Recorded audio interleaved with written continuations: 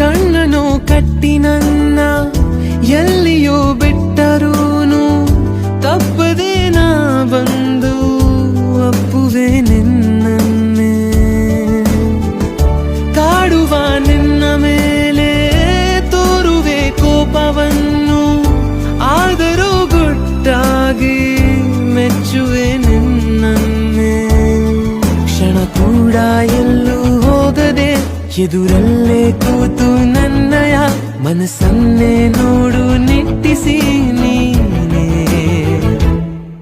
ಕಲಿಯೋಣ ಪ್ರೀತಿಯ ಅಕ್ಷರ ಅಕ್ಷರ, ನನಗಂತೂ ಬೇಡ ಎಚ್ಚರ ಎಚ್ಚರ.